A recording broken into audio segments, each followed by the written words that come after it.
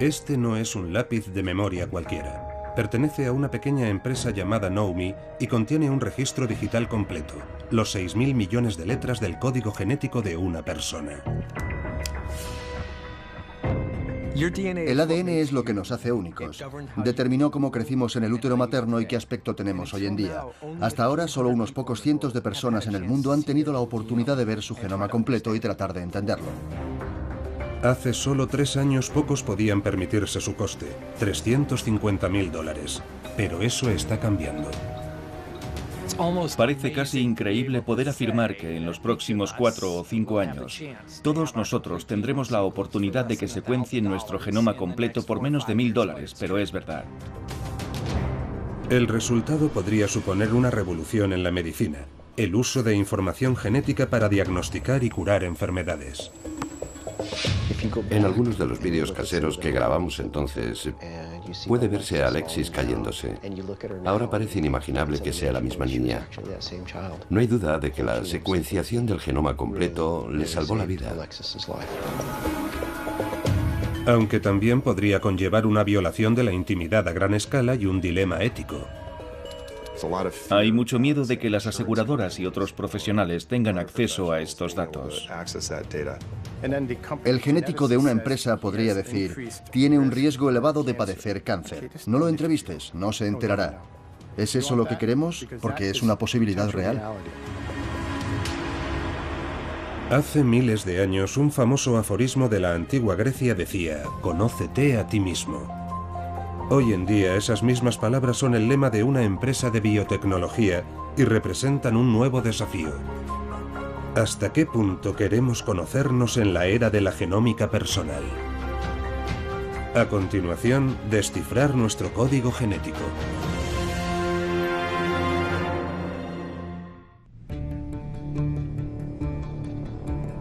En unos años es posible que podamos encender nuestra tableta para buscar un informe que nos cambie la vida. Un informe privado sobre nuestro propio código genético. Sobre los miles de genes que explican al detalle las instrucciones de nuestro cuerpo. Una vez descifrados, nuestros genes revelarán los riesgos de que padezcamos ciertas enfermedades, las que podríamos sufrir nosotros y las que podríamos pasar a nuestros hijos. ¿Cómo sería tener esta información? Puede que lo averigüemos antes de lo que creemos. Nos estamos adentrando en una era de autoconocimiento sin precedentes. Estamos comenzando a comprender los procesos vitales de los que nos componemos y dónde podemos intervenir para asumir el control de nuestro propio futuro. La genómica nos ofrece la oportunidad de analizar con la mayor precisión posible las causas de enfermedades y saber cómo prevenirlas y tratarlas con dicha información. Esa oportunidad la tenemos ya mismo ante nosotros. Este podría ser el futuro. Un nuevo tipo de medicina personalizada basada en nuestro código genético y que prediga los riesgos para que podamos detener las enfermedades antes de que aparezcan, si es que es posible detenerlas. Pero ¿y si no es posible? ¿Y si tienes una mutación genética que dice, da igual tus hábitos o los medicamentos que tomes, probablemente padecerás esta enfermedad antes de los 50 años? No todo el mundo está preparado para someterse a las pruebas genéticas. Esta información afecta a la forma en que vas a vivir el resto de tu vida, si sabes que puedes padecer una enfermedad.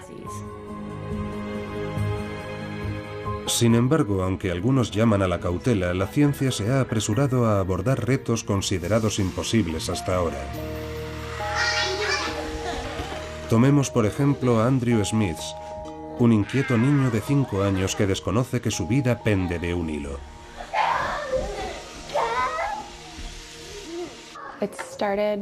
Empezó con fiebres altas y dolores articulares. Después, en julio, tuvo el primer derrame. Tuvo otros 2 en octubre y otro en noviembre, que requirió cirugía. Y el quinto y último hace una semana. Andrew es víctima de un misterio médico. Sus padres han consultado a decenas de especialistas, pero los síntomas no han encontrado diagnóstico por ahora. Toma esteroides para calmar su sistema inmunitario y ha recibido quimioterapia intermitentemente, pero nada parece funcionar. En el Hospital Infantil de Milwaukee, la pediatra de Andrew, la doctora Sheetal Bora, analiza su cuadro clínico y comprueba si los medicamentos que está tomando para tratarlo le están causando algún perjuicio. ¿Puedes mirar al techo? Muy bien. Es duro porque llevo con esta familia desde el principio. He visto los altibajos y les he contado la cruda realidad, que todos estos medicamentos pueden tener efectos secundarios. ¿Te molesta la luz? Desesperada por dar con un diagnóstico, la doctora Bora ha recurrido al genético Howard Jacob. Tira fuerte. Ahora mismo desconocemos la causa de la enfermedad. Es posible que sea ambiental o que contrajera algún tipo de infección. En ese caso, alguien más debería tenerla. ¿Por qué no la tiene ningún otro familiar o alguien del barrio? Por lo tanto, lo más probable es que sea genético. Si corresponde a un gen, si Jacob está en lo cierto, existe la posibilidad de poder diagnosticar por fin el trastorno de Andrew y de hallar una cura. haremos todo lo posible para rastrear su genoma y ver qué encontramos.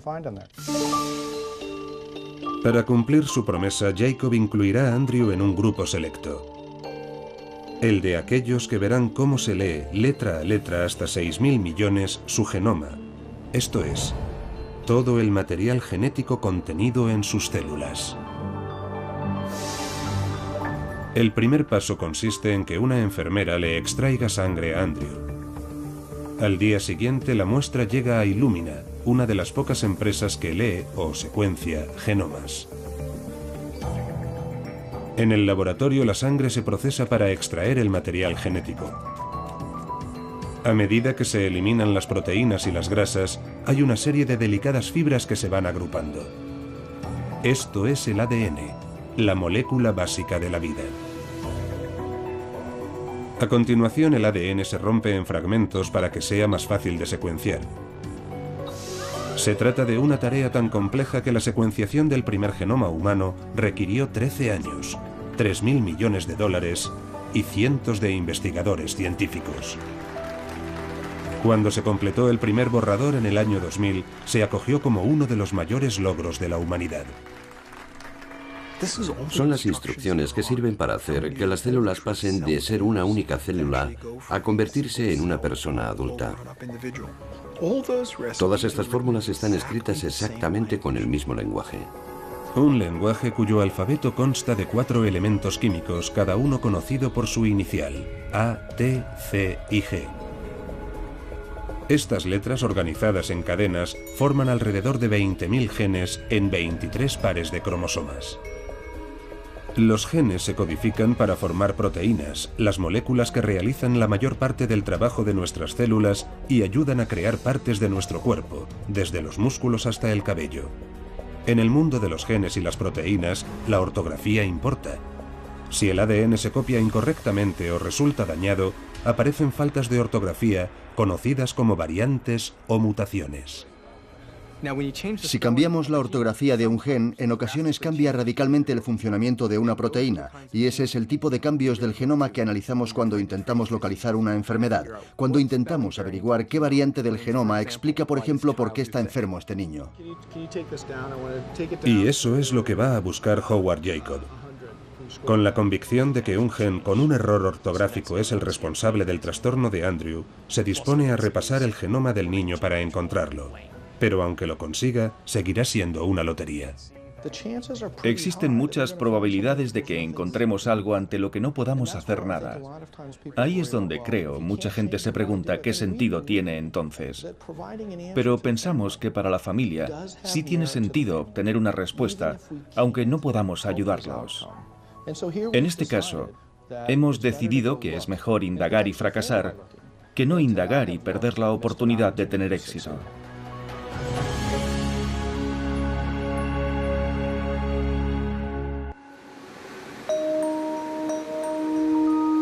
A medida que los avances tecnológicos reducen el coste de la secuenciación del ADN, este comienza a ser más asequible, no solo para los enfermos, sino también para los meramente curiosos. Ya han aparecido un puñado de empresas para satisfacer la demanda. Todavía no ofrecen la secuenciación del genoma completo, sino un análisis algo más económico. Una de las más conocidas es una empresa emergente de Silicon Valley, 23andMe, cofundada por Anne Wojcicki. Desde el día en que creamos esta empresa, nuestro objetivo ha sido tratar de hacer accesible la genética. Empezamos por la tecnología de genotipado, porque es una tecnología extremadamente fiable y, lo que es más importante, económica. Los genomas humanos son idénticos en un 99,9%, pero analizando el ADN de nuestra saliva, esta empresa nos mostrará 1 millón de sitios en nuestros genes donde la ortografía a veces difiere entre personas. Estas variantes de una letra nos pueden predisponer a tener ciertos rasgos o enfermedades. Puede que 1 millón de letras parezca mucho, pero no equivale ni de lejos al 1% de nuestro ADN. El genotipado no es una secuenciación del ADN.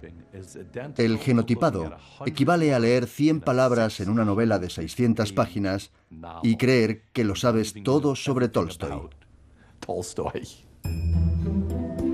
El genotipado puede explicar rasgos extraños como por qué hay gente a la que las coles de Bruselas le resultan más amargas.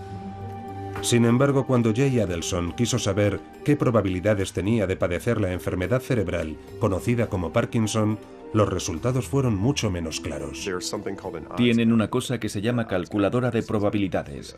Esa calculadora dice que tengo un 60% de probabilidades de padecer la enfermedad de Parkinson. Mi padre la tuvo, pero no sus padres ni sus abuelos. Por lo tanto, aunque es un rasgo hereditario, no significa que necesariamente vaya a tenerla. Así que pasé bastante tiempo tratando de entender a qué se debía. Casi todas las pruebas que vamos a obtener no serán factores determinantes sobre nuestro futuro, sino información probabilística. Inclinará la balanza hacia un lado u otro. Como sociedad, no estamos preparados para afrontar estos elementos de riesgo. Habrá gente que los exagere y acuda corriendo a realizarse pruebas de diagnóstico y chequeos periódicos que les ayuden a interpretar qué significa esa información. Debido a estas preocupaciones, quienes se muestran críticos argumentan que la información genética debería proceder únicamente de profesionales médicos. Anne Wojcicki discrepa. En la actualidad somos la única empresa que permite ir directamente al sitio web sin necesidad de acudir a un médico. Creo que esta es la clave de nuestra postura. La información genética es algo esencialmente personal, a lo que deberíamos tener derecho a acceder. El propio director de los Institutos Nacionales de Salud de los Estados Unidos, Francis Collins, decidió dar el paso y envió su ADN a 3 empresas de genotipado, incluida 23andMe. Fue un poco cínico por mi parte. Me decía, todavía está en pañales, ¿cómo sé que los resultados son correctos? Sin embargo, al entrar en la web y repasar la lista de cosas en las que mi riesgo era mayor que la media, captó mi atención. Las 3 empresas coincidieron en que Collins corría un riesgo considerablemente mayor de padecer diabetes de tipo 2.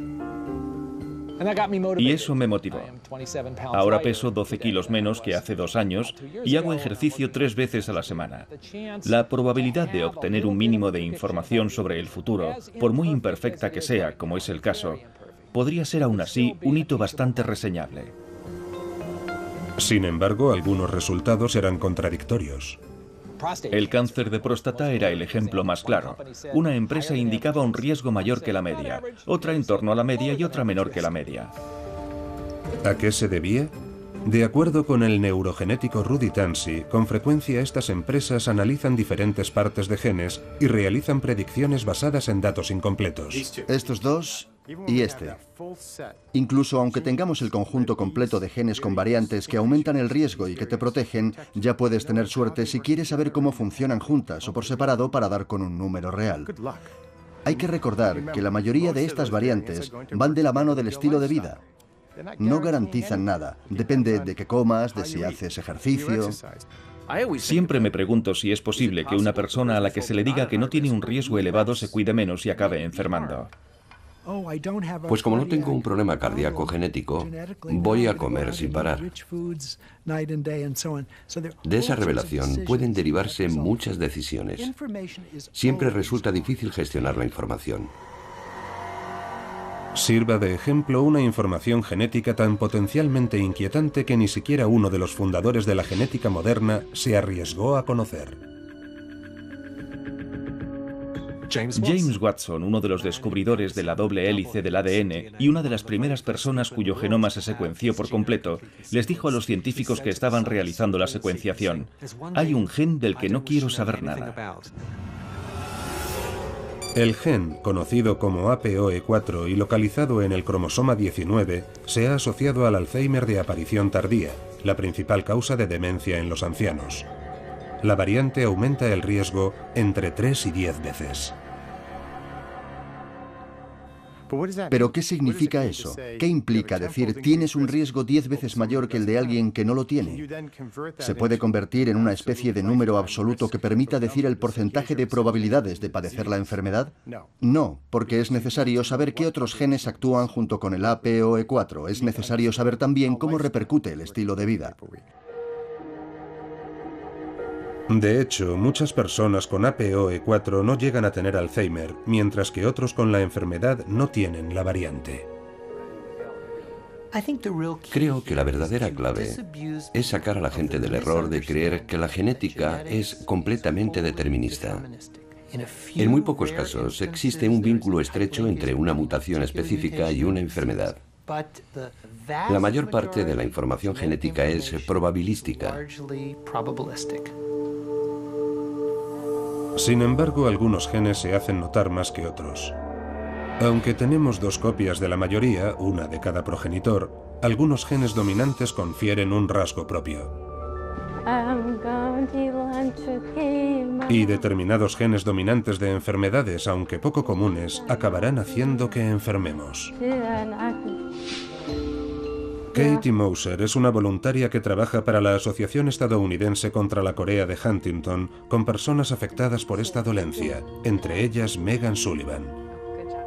Hace 4 años, Megan era una alumna de instituto con un futuro prometedor. Sin embargo, en la universidad aparecieron síntomas descorazonadores.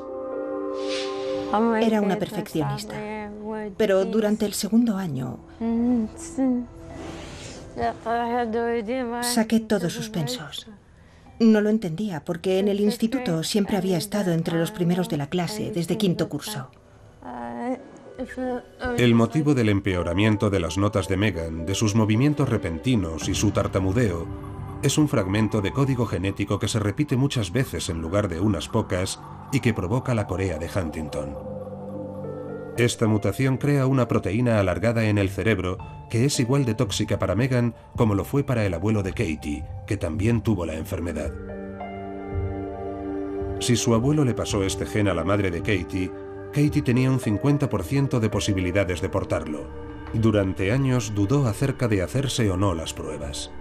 En el caso de una mutación genética que garantiza la enfermedad, la decisión es realmente difícil porque no hay ninguna esperanza. Si obtienes la respuesta no deseada, es como una sentencia a muerte.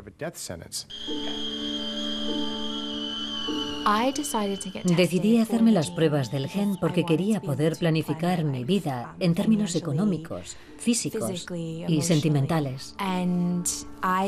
Quería saber si algún día empezaría a mostrar síntomas, pero mi familia no quería. Las pruebas confirmaron que Katie acabaría teniendo la Corea de Huntington y saberlo ha tenido consecuencias en forma de ligues que desaparecen y familiares que no hablan con ella porque deben enfrentarse a su situación genética. La periodista Catherine Elton lo denomina el peso del saber. En esta era de las pruebas genéticas personalizadas, nada es personal. Vivimos en familias y al hacernos las pruebas puede que revelemos información a personas que no quieren conocerla. A la propia Elton le ofrecieron hacerse una prueba de mutaciones en el gen BRCA1, vinculado a una alta probabilidad de padecer cáncer de mama o de ovarios. Su madre, su abuela y su tía vieron sus vidas interrumpidas por estas enfermedades. Si Elton tuviera la mutación, podría al menos minimizar los riesgos haciendo que le extirparan los pechos y los ovarios. Si quisiera tener hijos, tendría que tenerlos antes de la intervención. No quería esos resultados. No quería tenerlos siempre en la cabeza y quizás conformarme con el tío equivocado y precipitarme teniendo niños antes de estar lista. Creo que hay una delgada línea entre evitar la muerte y arruinar tu vida. Pero Elton también ha pagado cara su decisión. En 2008, estando embarazada de su segundo hijo, le diagnosticaron cáncer de mama. Sin embargo, a pesar del trance de la intervención y la quimioterapia y del riesgo de que se reproduzca el cáncer, está convencida de haber hecho lo correcto al no hacerse las pruebas a los 20 y tantos. Si hubiera tomado esa decisión con 27 años, no puedo imaginar todo lo que me hubiera perdido. A medida que la tecnología es más accesible, la gente piensa que es lo normal. Sin embargo, creo que algunos de los costes de conocer nuestro destino genético pueden ser mayores que algunas de las ventajas. Aunque Catherine Elton considera que la información genética es potencialmente dañina, otros ven en el BRCA1, la variante causante de su enfermedad, uno de los primeros casos en los que se puede actuar.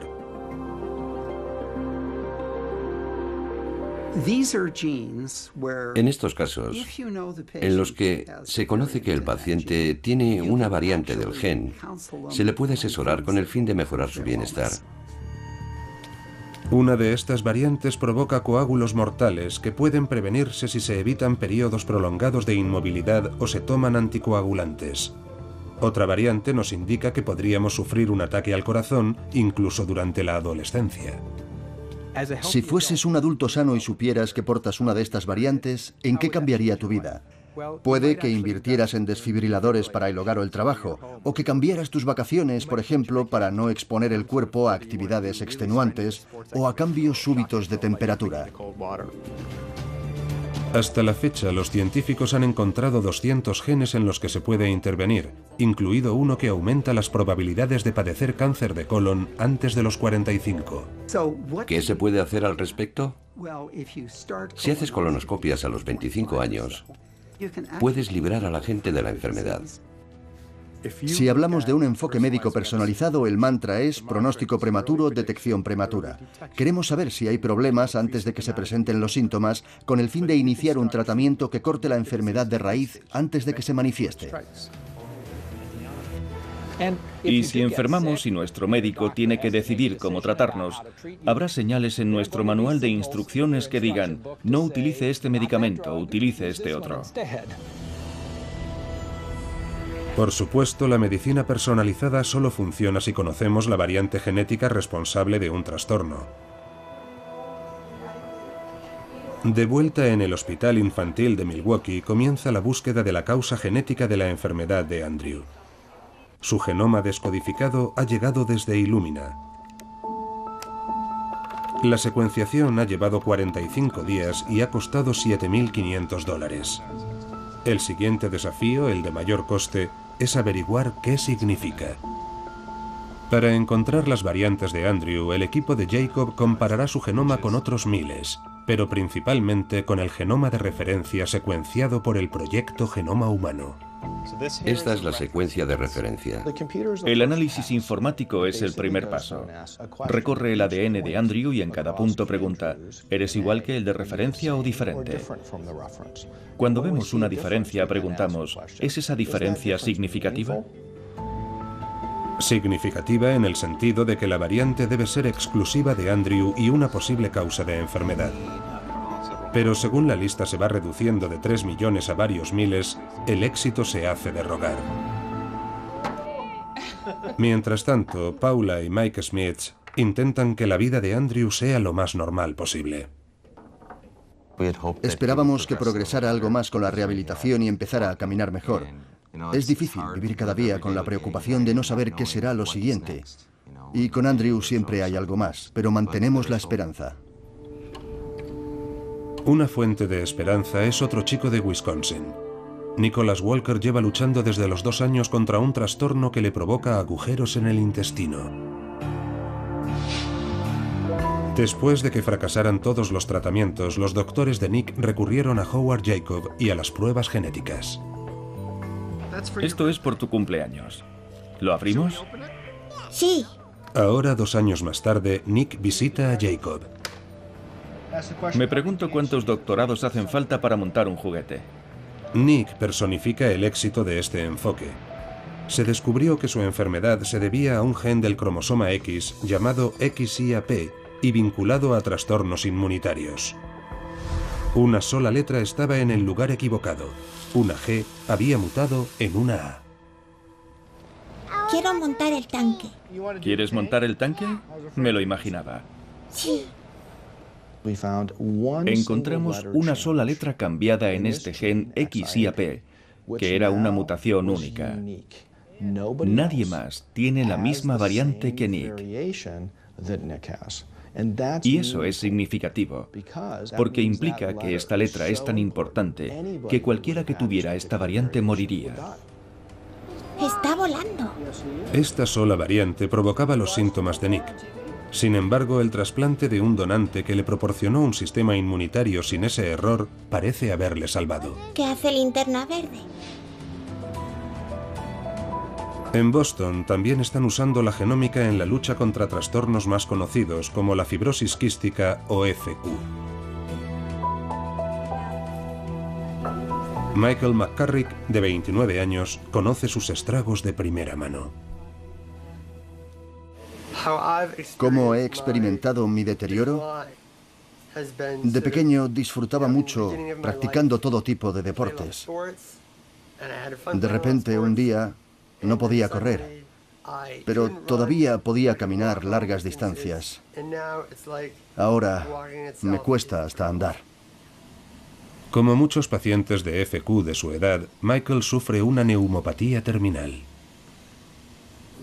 Michael se enfrenta ahora mismo a una tortura que es terrible ver en los pacientes, la lucha por respirar.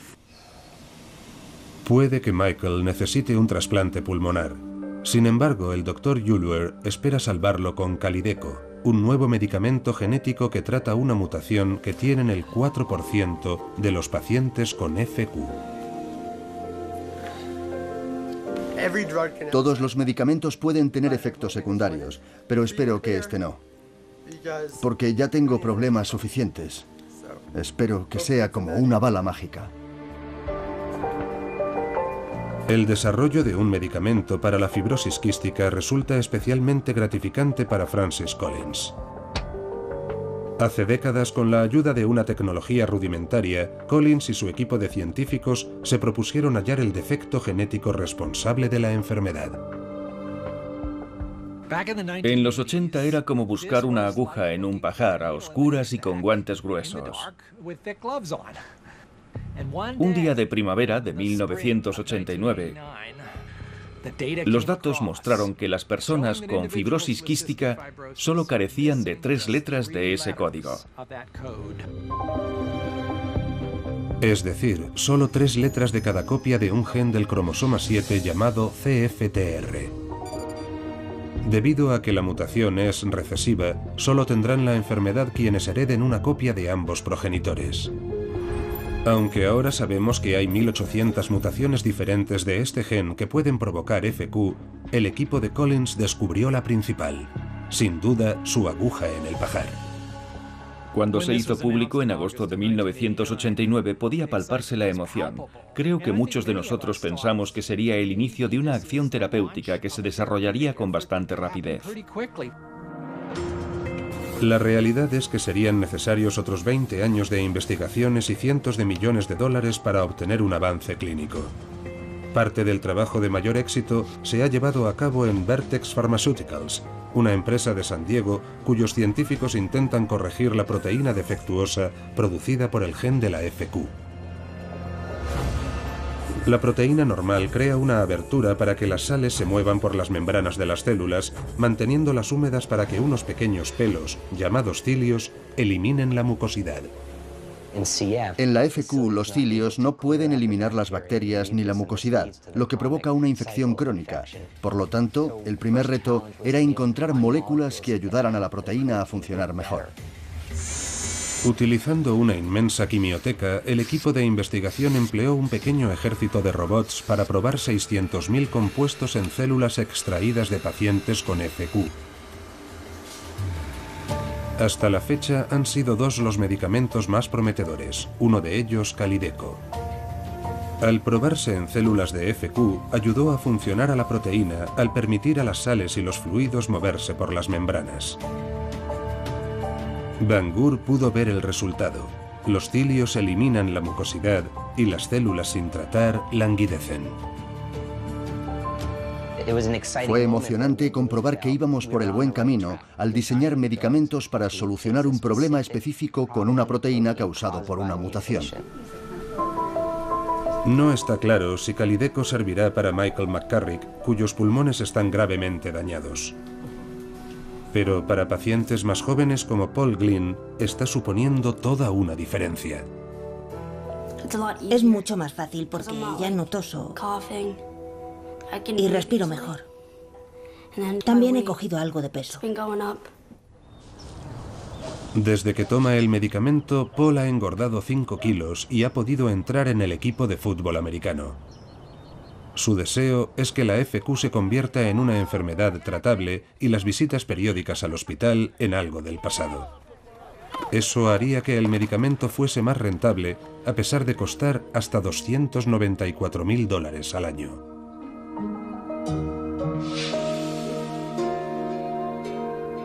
Mientras tanto, en el Hospital General de Massachusetts, en Boston, los doctores están usando nuevos medicamentos genéticos para tratar la enfermedad más común del genoma, el cáncer. Tom Garpestad es un contratista de la construcción de 50 años que se encontró con la noticia de que tenía melanoma, un tipo de cáncer de piel. El melanoma es un cáncer que no se comporta como cáncer. No tenía síntomas, no perdí peso ni sudaba por las noches. Me encontraba perfectamente hasta que un día me empezó a molestar el cuello. Ese fue el único síntoma. Las exploraciones revelaron que el cáncer se había extendido de la piel al cuello, los pulmones y el hígado. Los pacientes con melanoma que se ha extendido a otras partes del cuerpo desde el foco principal suelen tener desde el momento del diagnóstico inicial 1 año o menos. Tom llevaba tiempo con melanoma metastásico cuando vino a vernos, por lo que le quedaban 1 o 2 meses. Hablé con mi hermano, que es médico, y me dijo lo grave que era el melanoma. Que la esperanza media de vida de alguien con melanoma metastásico es de 9 meses. Los laboratorios de investigación ni siquiera estaban trabajando demasiado en él porque parecía completamente incurable. Pero todo cambió prácticamente de la noche a la mañana con la secuenciación del genoma del melanoma. Secuenciar un cáncer es tan complicado como secuenciar el genoma humano. Cada célula cancerígena contiene todo un genoma humano, mutado de diferentes formas. La genómica nos mostró que había una mutación en numerosos melanomas, en un gen específico llamado BRAF. Eso nos llevó a pensar que si podíamos inhibir este BRAF, quizás pudiéramos detener los melanomas. Por suerte para Tom, la secuenciación del gen reveló que tenía la mutación BRAF. Ahora podía incorporarse a un ensayo clínico de un nuevo medicamento diseñado para neutralizar sus efectos. El cáncer se estaba agravando mucho, entonces empecé con la medicina para el BRAF y en 1 semana podía sentir ya cómo se reducían los tumores. La mutación BRAF provoca una proteína defectuosa que envía una señal a las células para que se dividan de modo incontrolable. El medicamento se une a la proteína y detiene la señal y el cáncer. A diferencia de la quimioterapia, este medicamento solo mata las células cancerígenas. Las imágenes de las TEP de los pacientes muestran que los tumores que estaban extendidos por todo el cuerpo se reducen o desaparecen en cuestión de semanas. Estábamos en una situación en la que la enfermedad no respondía a la terapia en el 90% de las veces. Cuando conseguimos que esa cifra representara las veces que el tratamiento había funcionado, supimos que estábamos en territorio inexplorado. Solo 2 meses después de yacer casi muerto en el hospital, Tom había recuperado ya su antigua vida. Hay que tenderlo ahí. ¿Vais a bajarlo por aquí? Fue increíble poder volver al trabajo y hacer todo lo que hacía antes. No paraba de pensar. Hace 2 meses estaba muy enfermo. Y mira ahora. Pero eso no significa que la guerra haya acabado. Para la consternación de Keith Flaherty, el melanoma se reprodujo en numerosos pacientes. Al igual que los virus y las bacterias, las células cancerígenas pueden evolucionar hasta resistir a los medicamentos, incluso los dirigidos a los genes. Sin embargo, ahora la posibilidad de comparar genomas de cáncer antes y después del tratamiento está permitiendo a los científicos ver cómo se desarrolla esa resistencia. El objetivo es hacer que el propio genoma del cáncer nos indique cómo vencerlo, qué sucede en un cáncer y cómo atacarlo, cómo se vuelve resistente y cómo podemos bloquearlo. La resistencia provoca que aparezcan nuevas mutaciones de los melanomas y las proteínas defectuosas vuelvan a activar el cáncer. Tom está tomando ahora un segundo medicamento que trata una mutación vinculada a estas recaídas. 8 meses después de iniciar el tratamiento, aguarda los resultados de una nueva batería de pruebas.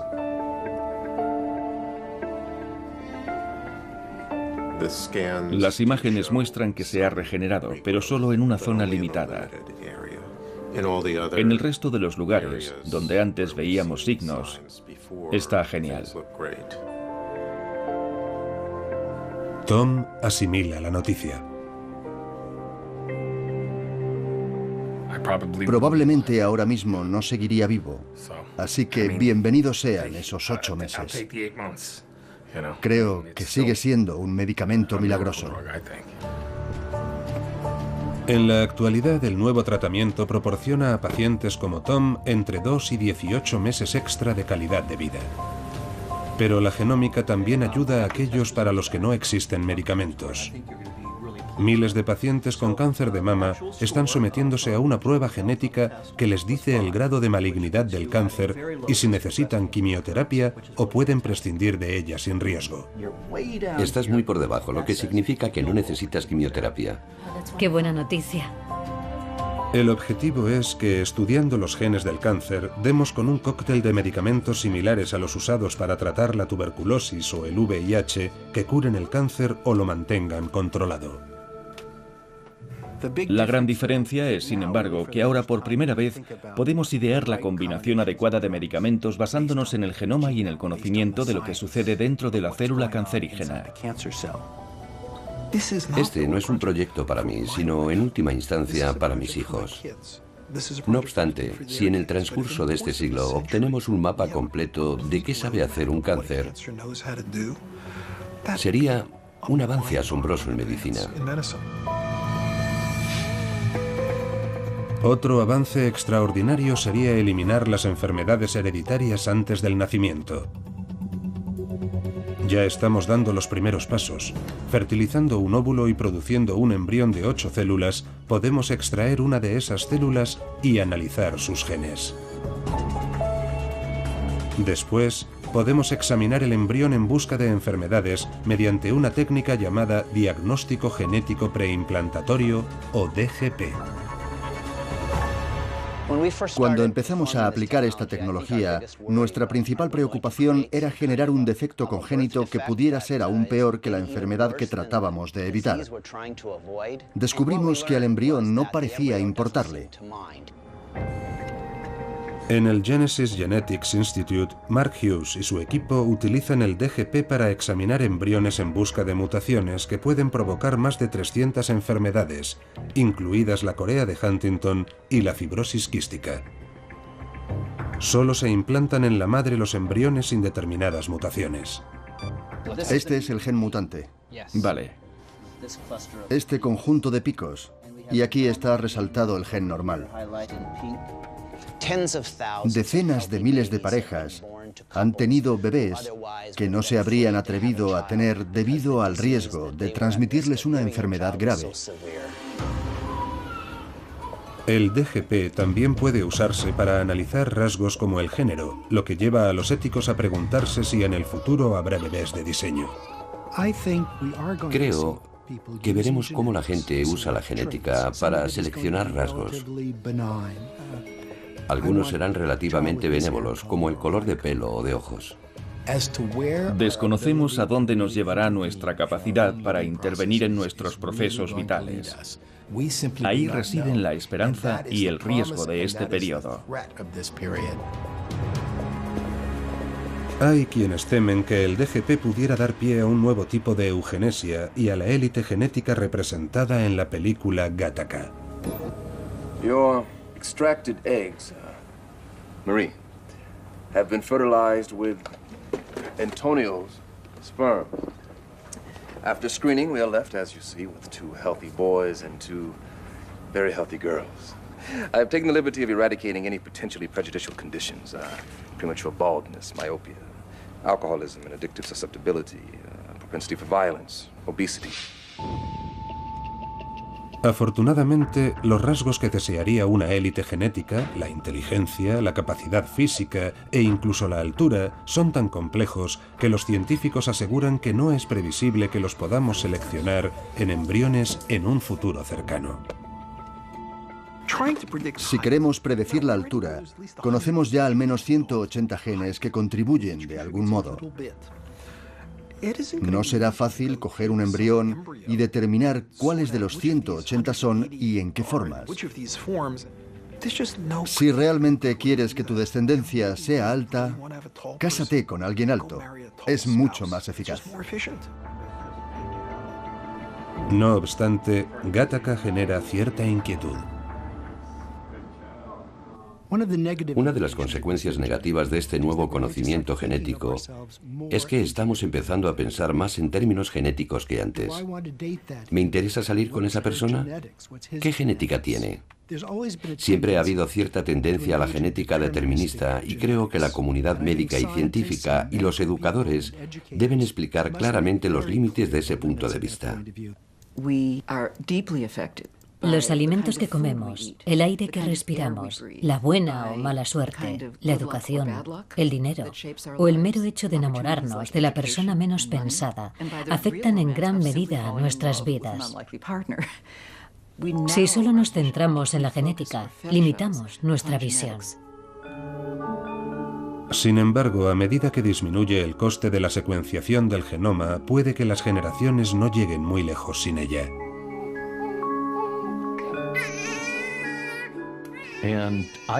Preveo un día en el que se descodificará el ADN de los bebés recién nacidos simplemente pinchándoles en el talón. Para los mellizos de 14 años, Noah y Alexis Bury, la secuenciación al nacer podría haber supuesto una gran diferencia. Hoy en día resulta difícil imaginar que hace solo 2 años Alexis se estuviera debatiendo entre la vida y la muerte. El único recuerdo vívido que tengo es ver luces rojas, azules y blancas parpadeando por todos lados. A día de hoy, todavía tengo pesadillas. Después de nacer, Alexis y Noah no fueron cubriendo etapas.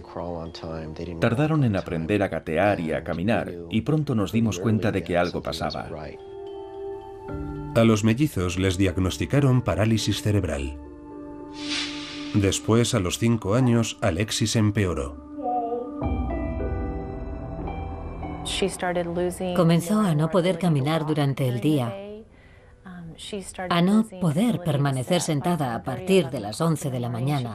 Para entonces ya no podía tragar, y esos no eran síntomas de una parálisis cerebral. Retta empezó a investigar.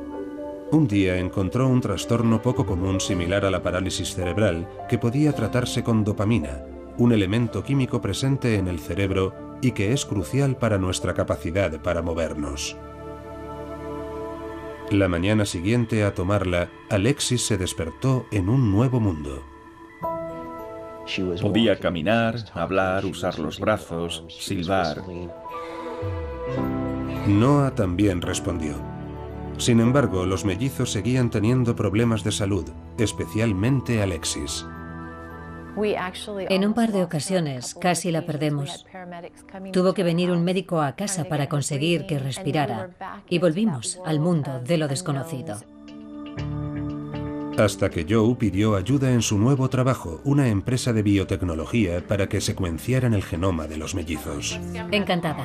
Mediante la secuenciación descubrimos que había un segundo problema asociado a una mutación poco común que también tenían. Esta mutación eliminaba otro elemento químico del cerebro. Otro medicamento solucionó también ese problema. No hay duda de que la secuenciación del genoma completo les salvó la vida a Noah y a Alexis. Si lo hubiésemos hecho cuando nacieron, nos hubiésemos ahorrado 15 años de sufrimiento y probablemente millones de dólares. No obstante, la secuenciación al nacer puede tener sus inconvenientes. Una de mis preocupaciones es que realizar pruebas a niños plantea muchas cuestiones como la de la estigmatización. No voy a dejar a Mary jugar a fútbol porque su corazón corre peligro y acabamos invadiendo la privacidad del niño. ¿Y qué hay de nuestra privacidad? ¿Y si una empresa nos pide nuestro ADN para emplearlo en proyectos de investigación prometiendo que mantendrá nuestro anonimato? La pregunta es si esa información anónima es realmente anónima, simplemente porque elimina nuestro nombre y número de la seguridad social. Puede que en el futuro no sea necesario dar nuestro nombre o número de la seguridad social, porque la información genética servirá para identificarnos. De modo que tendremos que desarrollar una nueva definición de qué entendemos por anonimato. ¿Y si nuestro ADN revela que corremos un riesgo elevado de padecer una enfermedad incurable como, por ejemplo, Alzheimer? ¿Pueden pedirnos esa información empresas que venden seguros para enfermos crónicos? ¿Pueden usar el resultado para modificar las primas o incluso denegarnos un seguro porque somos una inversión arriesgada? En efecto, en la mayoría de los países, la legislación ya permite a los vendedores de seguros de vida, invalidez y enfermedades de larga duración discriminar en función de la genética. Yo no haría pública una sola base de la secuencia de mi ADN ni loco. El riesgo es demasiado grande. No sabes qué sucederá en el futuro con los seguros. Imagina que tu empresa se va al garete y tienes que buscar un nuevo empleo. La empresa no puede discriminar, pero resulta que en tu página de Facebook hace clic en ADN y ahí está la secuencia. Allí donde vamos dejamos un rastro de restos genéticos, ya sea la peluquería o un restaurante. Un delito que antes parecía de ciencia ficción es ahora posible gracias a la secuenciación rápida y asequible del ADN. Se ha denominado hackeo genómico y es aterrador. Se usará para poner en entredicho a personas, por ejemplo, a un candidato a la presidencia que tenga el gen de la depresión. En el futuro, si alguien quiere acceder a nuestro genoma por motivos personales, sentimentales, económicos o políticos, podrá hacerlo. Sin embargo, cuando sobreviene la enfermedad, puede que la privacidad pase a un segundo plano y que la genómica sea nuestra mayor esperanza. En Milwaukee, tras meses de búsqueda del genoma de Andrew, por fin hay un descubrimiento. Esta es la lista de genes que hemos obtenido. Ayer a mediodía recibí un correo de Liz en el que decía: he encontrado un gen muy interesante. Tiene 2 genes codificantes. La genética Elizabeth Worthy ha encontrado algo poco habitual en el genoma de Andrew. Las mutaciones de este gen... Hay 2 variantes poco comunes, una no vista hasta la fecha y otra que, por lo que yo sé, solo se ha visto una vez. La siguiente pregunta es: ¿podría explicar este gen parte del cuadro clínico de Andrew? En este caso, la respuesta es afirmativa. Las mutaciones de este gen se han vinculado a la susceptibilidad a infecciones víricas recurrentes, como las que él ha tenido. Este es el punto en el que los científicos nos hacemos ilusiones, pero también nos ponemos nerviosos porque piensas que lo has encontrado. Hay una gran diferencia entre pensar que lo has encontrado y demostrarlo. De hecho, el gen sospechoso no tarda en descartarse y se informa a la familia de que la búsqueda debe continuar. No os preocupéis, mientras que no os digamos lo contrario, podéis estar seguros de que seguiremos buscando la respuesta. Os lo agradecemos. Sí. Lo sabemos. En un campo tan reciente, el éxito y el fracaso se entremezclan continuamente. En el caso de Michael McCarrick, el medicamento para la mutación de la fibrosis quística ayudó, pero sus pulmones estaban tan dañados que Michael falleció mientras esperaba un trasplante. Sin embargo, Paul Glynn, que solía pasar parte del otoño en el hospital, está más sano que nunca. Tom Garpestad se encuentra en una especie de limbo en el que algunos tumores se reducen y otros aumentan. Sí, ahí. En el tobillo derecho. En cuanto a los mellizos Bury, lo único que lamentan es no haberse hecho la secuenciación antes. Mira. Hemos dedicado muchas energías a tratar a personas con una enfermedad a menudo avanzada y pocas a intentar prevenir dicha enfermedad. Si ahora vamos a centrarnos en la prevención, la secuencia del genoma puede ser una de las herramientas más importantes que cabría imaginar. ¿Cómo encontrar un equilibrio entre los riesgos y las ventajas de esta herramienta crucial? Pronto tendremos que responder a esta pregunta al enfrentarnos al antiguo desafío de conocernos a nosotros mismos en la era del genoma.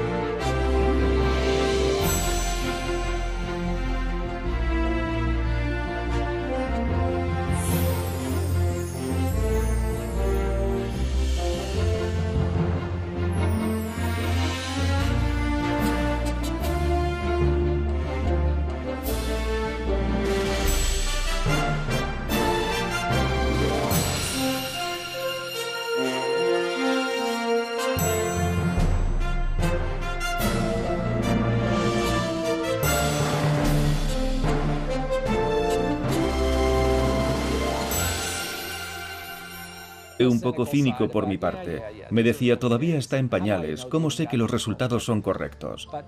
Sin embargo, al entrar en la web y repasar la lista de cosas en las que mi riesgo era mayor que la media, captó mi atención.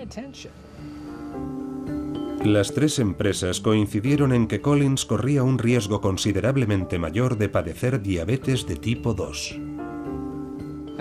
Y eso me motivó. Ahora peso 12 kilos menos que hace 2 años y hago ejercicio 3 veces a la semana. La probabilidad de obtener un mínimo de información sobre el futuro, por muy imperfecta que sea, como es el caso, podría ser aún así un hito bastante reseñable.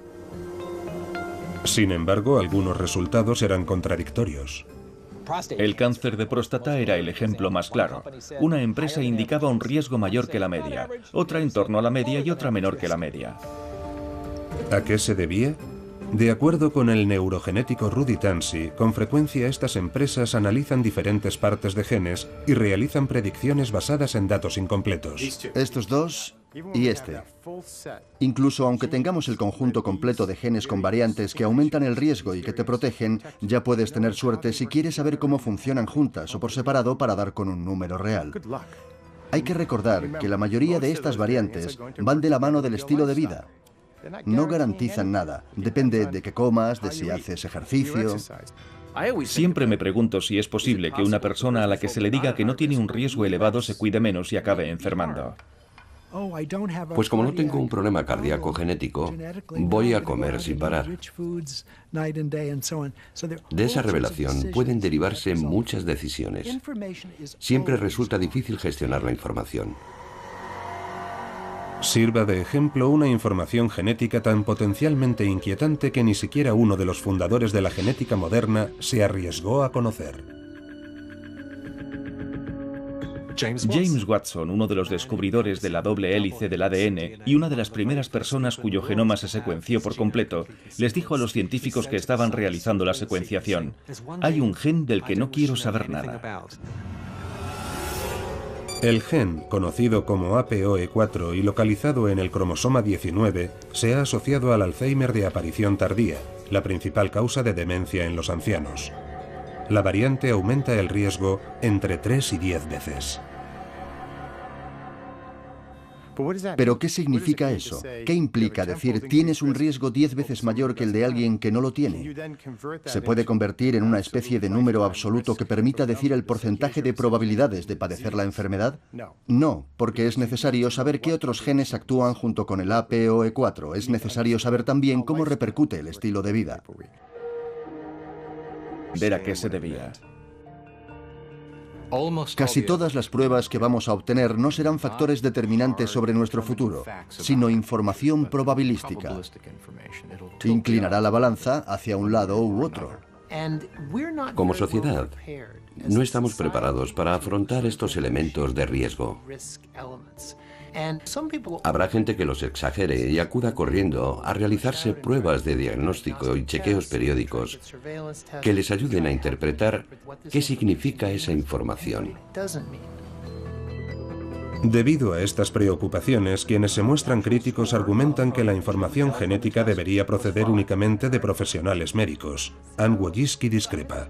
En la actualidad somos la única empresa que permite ir directamente al sitio web sin necesidad de acudir a un médico. Creo que esta es la clave de nuestra postura. La información genética es algo esencialmente personal, a lo que deberíamos tener derecho a acceder. El propio director de los Institutos Nacionales de Salud de los Estados Unidos, Francis Collins, decidió dar el paso y envió su ADN a 3 empresas de genotipado, incluida 23andMe.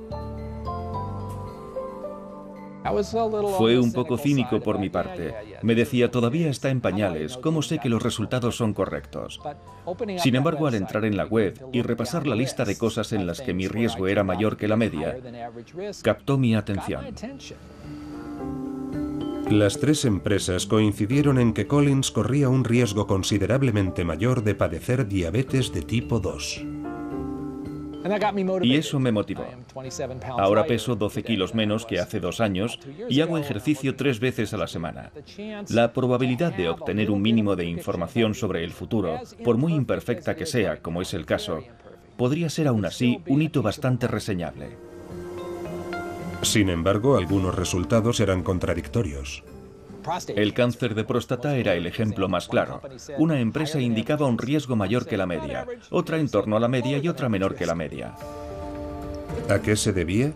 De acuerdo con el neurogenético Rudy Tanzi, con frecuencia estas empresas analizan diferentes partes de genes y realizan predicciones basadas en datos incompletos. Estos dos y este. Incluso aunque tengamos el conjunto completo de genes con variantes que aumentan el riesgo y que te protegen, ya puedes tener suerte si quieres saber cómo funcionan juntas o por separado para dar con un número real. Hay que recordar que la mayoría de estas variantes van de la mano del estilo de vida. No garantizan nada. Depende de qué comas, de si haces ejercicio. Siempre me pregunto si es posible que una persona a la que se le diga que no tiene un riesgo elevado se cuide menos y acabe enfermando. Pues como no tengo un problema cardíaco genético, voy a... Voluntaria que trabaja para la Asociación Estadounidense contra la Corea de Huntington con personas afectadas por esta dolencia, entre ellas Megan Sullivan. Hace 4 años, Megan era una alumna de instituto con un futuro prometedor. Sin embargo, en la universidad aparecieron síntomas descorazonadores. Era una perfeccionista, pero durante el segundo año saqué todos sus pensos. No lo entendía porque en el instituto siempre había estado entre los primeros de la clase desde 5º curso. El motivo del empeoramiento de las notas de Megan, de sus movimientos repentinos y su tartamudeo, es un fragmento de código genético que se repite muchas veces en lugar de unas pocas y que provoca la corea de Huntington. Esta mutación crea una proteína alargada en el cerebro que es igual de tóxica para Megan como lo fue para el abuelo de Katie, que también tuvo la enfermedad. Si su abuelo le pasó este gen a la madre de Katie, Katie tenía un 50% de posibilidades de portarlo. Durante años dudó acerca de hacerse o no las pruebas. En el caso de una mutación genética que garantiza la enfermedad, la decisión es realmente difícil porque no hay ninguna esperanza. Si obtienes la respuesta no deseada es como una sentencia a muerte.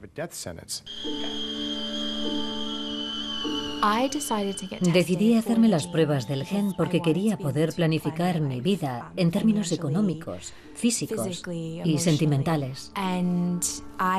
Quería saber si algún día empezaría a mostrar síntomas, pero mi familia no quería.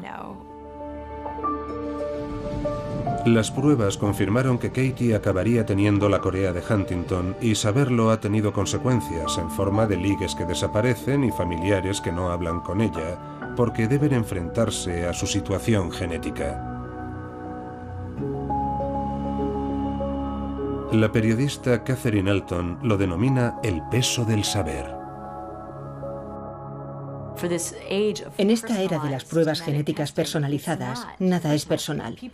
Vivimos en familias y al hacernos las pruebas puede que revelemos información a personas que no quieren conocerla. A la propia Elton le ofrecieron hacerse una prueba de mutaciones en el gen BRCA1, vinculado a una alta probabilidad de padecer cáncer de mama o de ovarios. Su madre, su abuela y su tía vieron sus vidas interrumpidas por estas enfermedades. Si Elton tuviera la mutación, podría al menos minimizar los riesgos haciendo que le extirparan los pechos y los ovarios. Si quisiera tener hijos, tendría que tenerlos antes de la intervención. Debido a que la mutación es recesiva, solo tendrán la enfermedad quienes hereden una copia de ambos progenitores. Aunque ahora sabemos que hay 1800 mutaciones diferentes de este gen que pueden provocar FQ, el equipo de Collins descubrió la principal. Sin duda, su aguja en el pajar. Cuando se hizo público en agosto de 1989 podía palparse la emoción. Creo que muchos de nosotros pensamos que sería el inicio de una acción terapéutica que se desarrollaría con bastante rapidez. La realidad es que serían necesarios otros 20 años de investigaciones y cientos de millones de dólares para obtener un avance clínico. Parte del trabajo de mayor éxito se ha llevado a cabo en Vertex Pharmaceuticals, una empresa de San Diego cuyos científicos intentan corregir la proteína defectuosa producida por el gen de la FQ. La proteína normal crea una abertura para que las sales se muevan por las membranas de las células, manteniéndolas húmedas para que unos pequeños pelos, llamados cilios, eliminen la mucosidad. En la FQ, los cilios no pueden eliminar las bacterias ni la mucosidad, lo que provoca una infección crónica. Por lo tanto, el primer reto era encontrar moléculas que ayudaran a la proteína a funcionar mejor.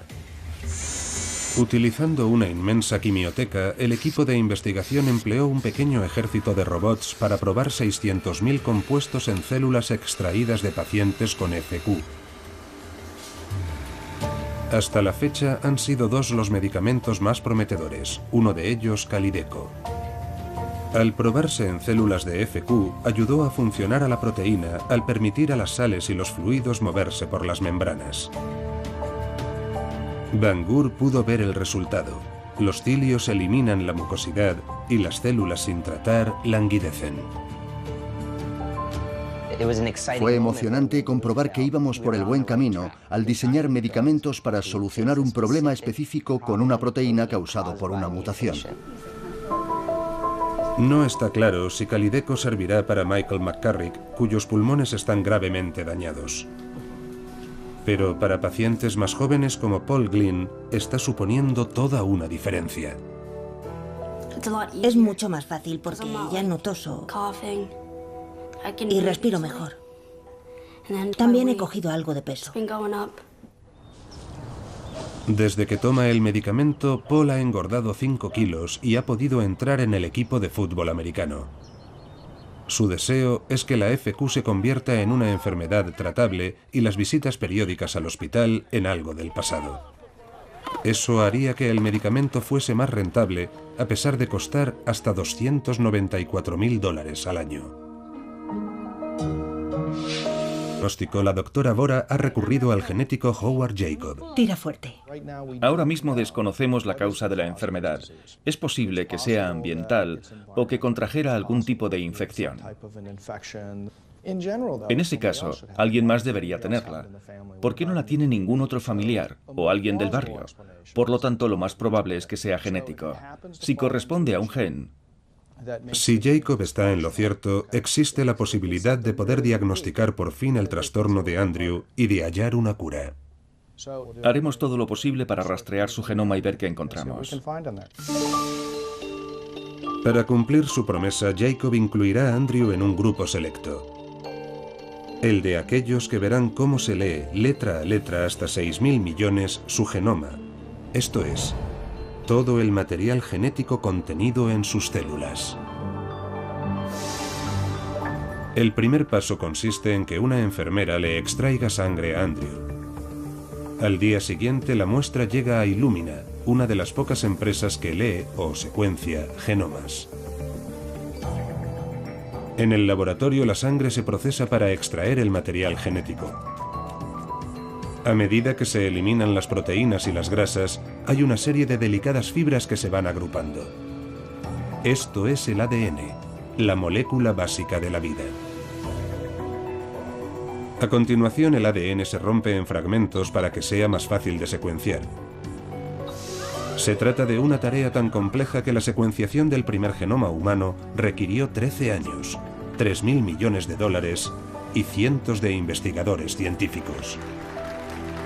Cuando se completó el primer borrador en el año 2000, se acogió como uno de los mayores logros de la humanidad. Son las instrucciones que sirven para hacer que las células pasen de ser una única célula a convertirse en una persona adulta.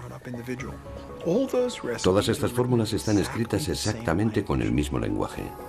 Un lenguaje cuyo alfabeto consta de 4 elementos químicos, cada uno conocido por su inicial, A, T, C y G.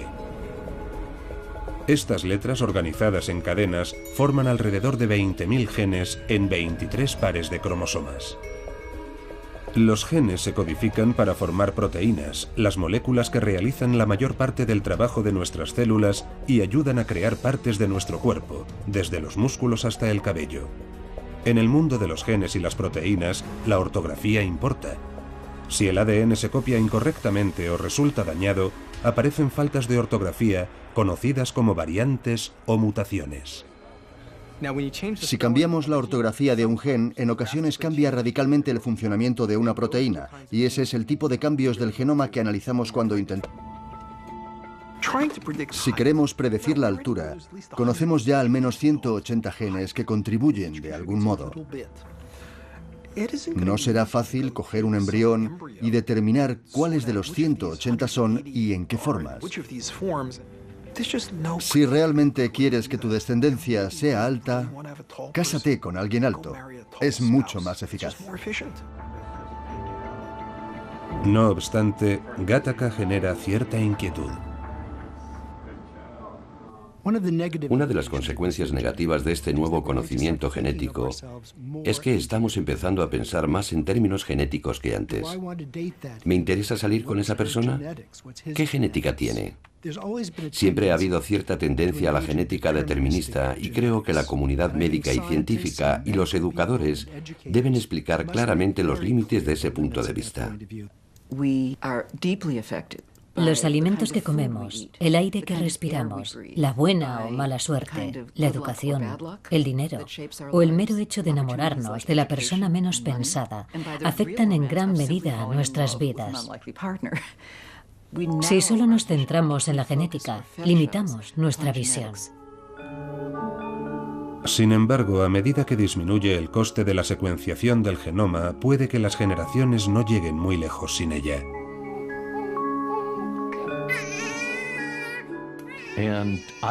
Preveo un día en el que se descodificará el ADN de los bebés recién nacidos simplemente pinchándoles en el talón. Para los mellizos de 14 años, Noah y Alexis Bury, la secuenciación al nacer podría haber supuesto una gran diferencia. Hoy en día resulta difícil imaginar que hace solo 2 años Alexis se estuviera debatiendo entre la vida y la muerte. El único recuerdo vívido que tengo es ver luces rojas, azules y blancas parpadeando por todos lados. A día de hoy, todavía tengo pesadillas. Después de nacer, Alexis y Noah no fueron cubriendo etapas. Tardaron en aprender a gatear y a caminar, y pronto nos dimos cuenta de que algo pasaba. A los mellizos les diagnosticaron parálisis cerebral. Después, a los 5 años, Alexis empeoró. Comenzó a no poder caminar durante el día, a no poder permanecer sentada a partir de las 11 de la mañana. Para entonces ya no podía tragar, y esos no eran síntomas de una parálisis cerebral. Reta empezó a investigar que pudiera dar pie a un nuevo tipo de eugenesia y a la élite genética representada en la película Gattaca. Your extracted eggs, Marie, have been fertilized with Antonio's sperm. After screening, we are left, as you see, with 2 healthy boys and 2 very healthy girls. I have taken the liberty of eradicating any potentially prejudicial conditions, premature baldness, myopia, alcoholism and addictive susceptibility, propensity for violence, obesity. Afortunadamente, los rasgos que desearía una élite genética, la inteligencia, la capacidad física e incluso la altura, son tan complejos que los científicos aseguran que no es previsible que los podamos seleccionar en embriones en un futuro cercano. Si queremos predecir la altura, conocemos ya al menos 180 genes que contribuyen de algún modo. No será fácil coger un embrión y determinar cuáles de los 180 son y en qué formas. Si realmente quieres que tu descendencia sea alta, cásate con alguien alto. Es mucho más eficaz. No obstante, Gattaca genera cierta inquietud. Una de las consecuencias negativas de este nuevo conocimiento genético es que estamos empezando a pensar más en términos genéticos que antes. ¿Me interesa salir con esa persona? ¿Qué genética tiene? Siempre ha habido cierta tendencia a la genética determinista y creo que la comunidad médica y científica y los educadores deben explicar claramente los límites de ese punto de vista. Los alimentos que comemos, el aire que respiramos, la buena o mala suerte, la educación, el dinero o el mero hecho de enamorarnos de la persona menos pensada afectan en gran medida a nuestras vidas. Si solo nos centramos en la genética, limitamos nuestra visión. Sin embargo, a medida que disminuye el coste de la secuenciación del genoma, puede que las generaciones no lleguen muy lejos sin ella.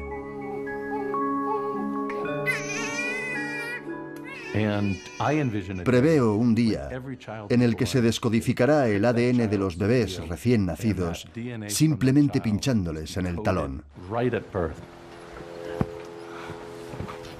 Para los mellizos de 14 años, Noah y Alexis Bury, la secuenciación al nacer podría haber supuesto una gran diferencia.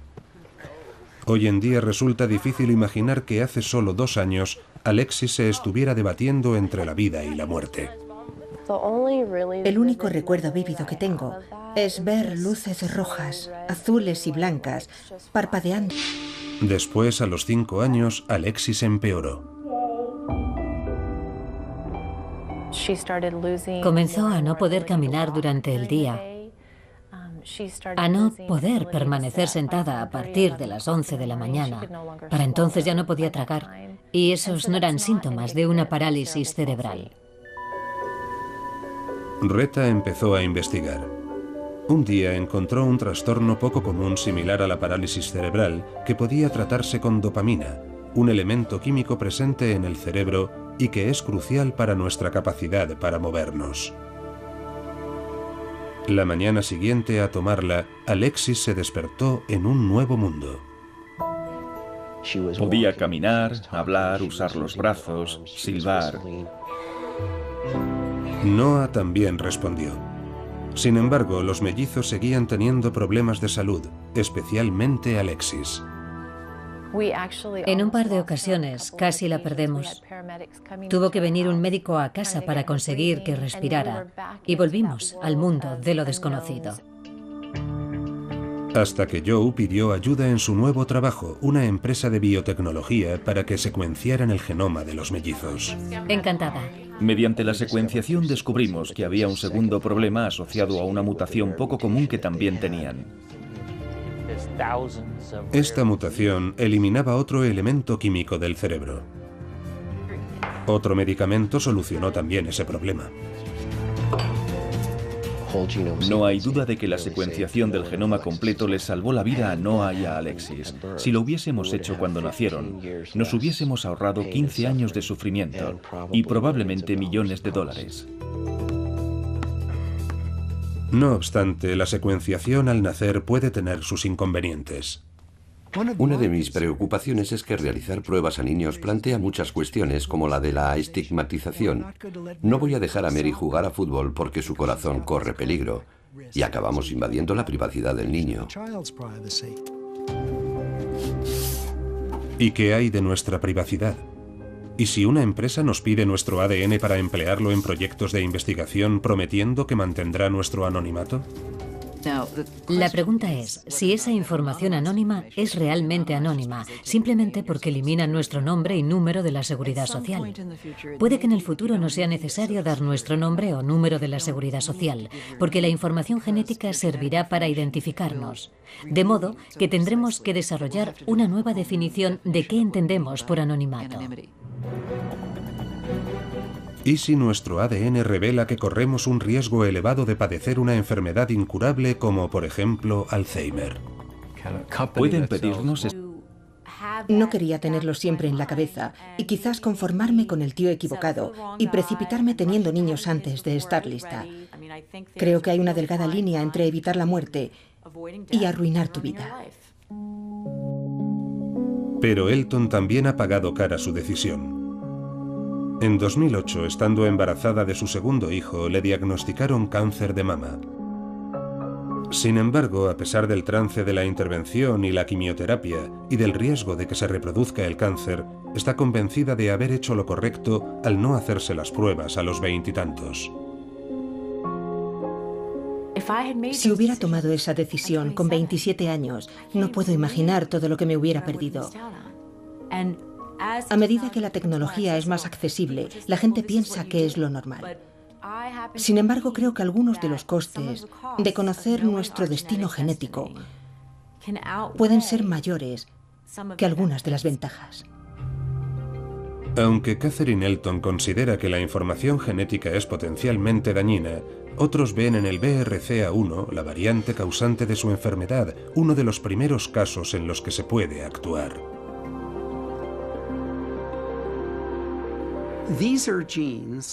En estos casos, en los que se conoce que el paciente tiene una variante del gen, se le puede asesorar con el fin de mejorar su bienestar.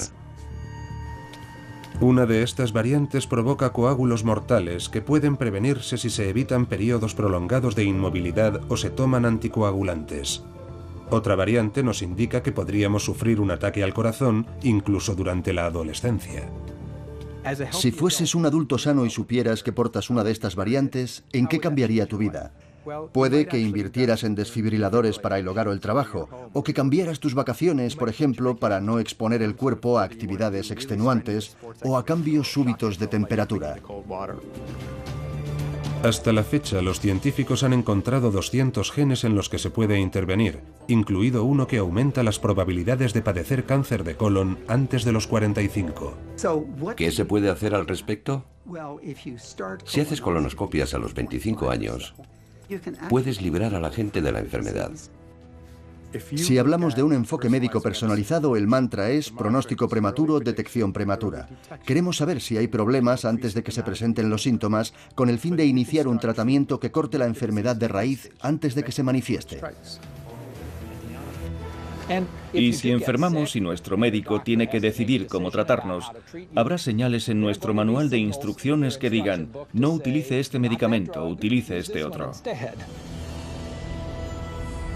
Por supuesto, la medicina personalizada solo funciona si conocemos la variante genética. Que no quieren conocerla.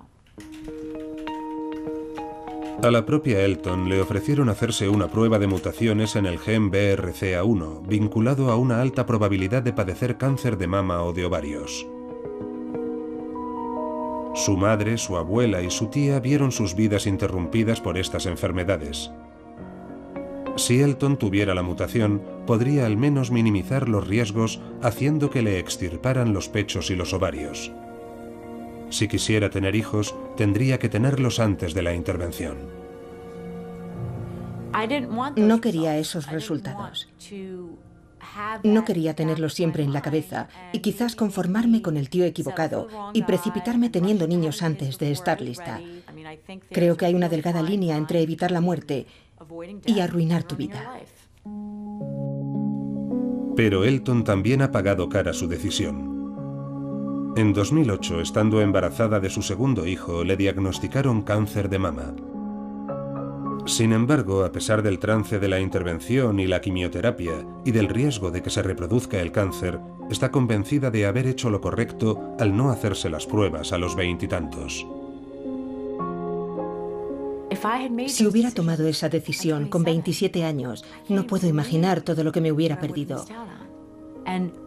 A medida que la tecnología es más accesible, la gente piensa que es lo normal. Sin embargo, creo que algunos de los costes de conocer nuestro destino genético pueden ser mayores que algunas de las ventajas. Aunque Catherine Elton considera que la información genética es potencialmente dañina, otros ven en el BRCA1, la variante causante de su enfermedad, uno de los primeros casos en los que se puede actuar.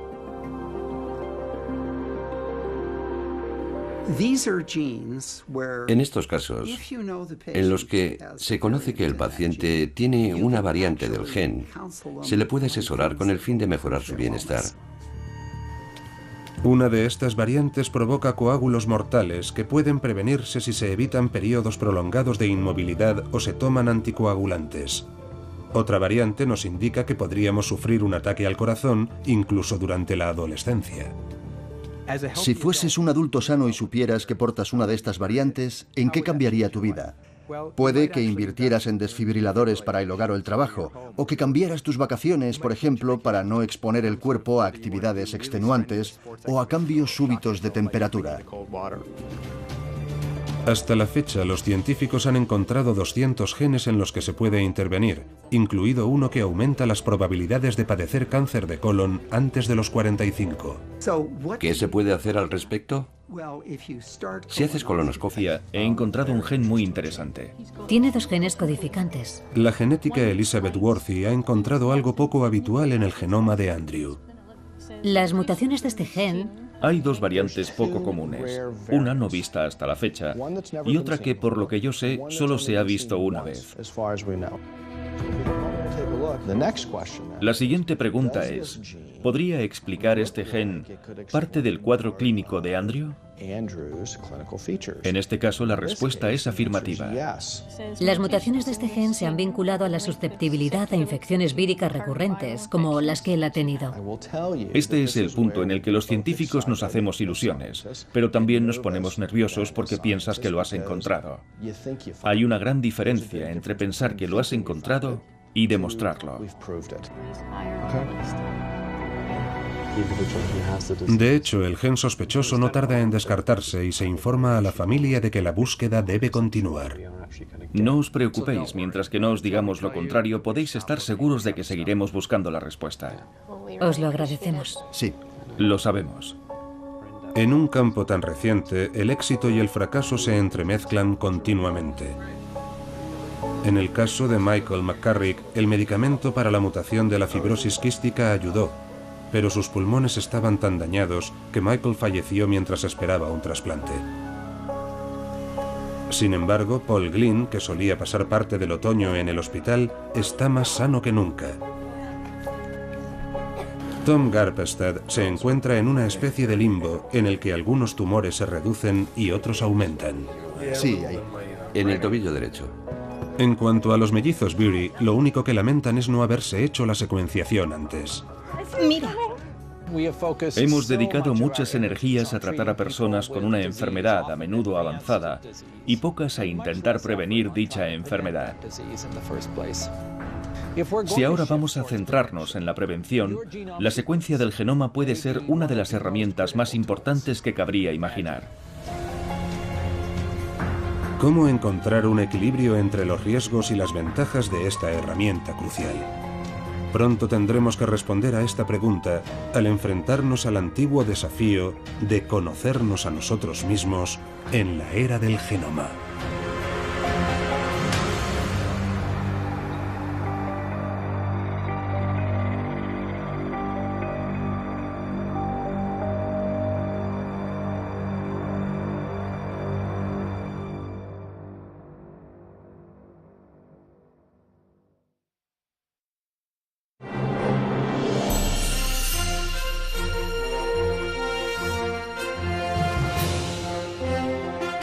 Si fueses un adulto sano y supieras que portas una de estas variantes, ¿en qué cambiaría tu vida?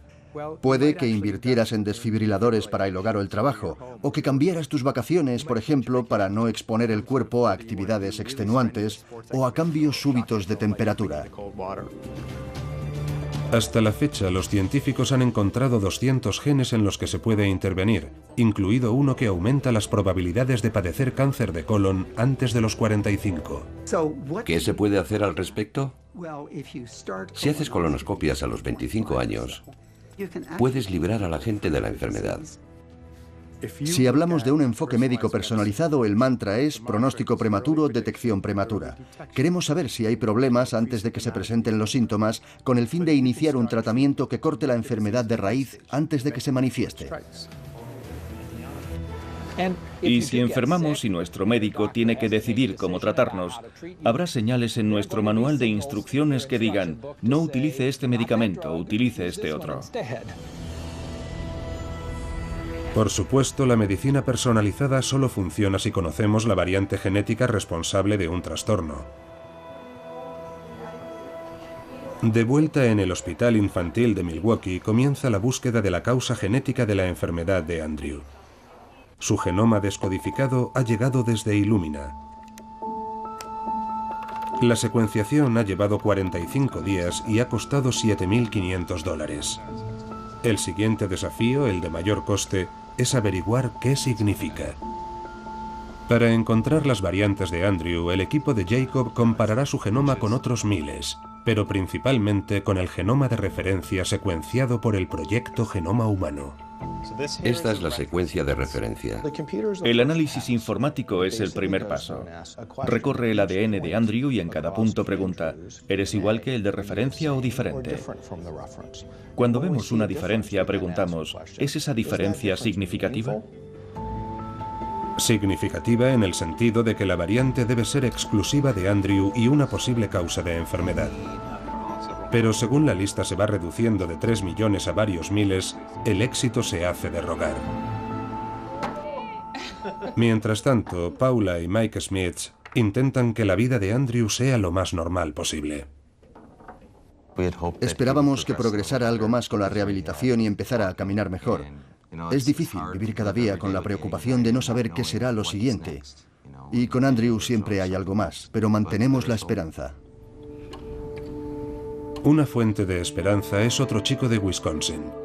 Nicholas Walker lleva luchando desde los 2 años contra un trastorno que le provoca agujeros en el intestino.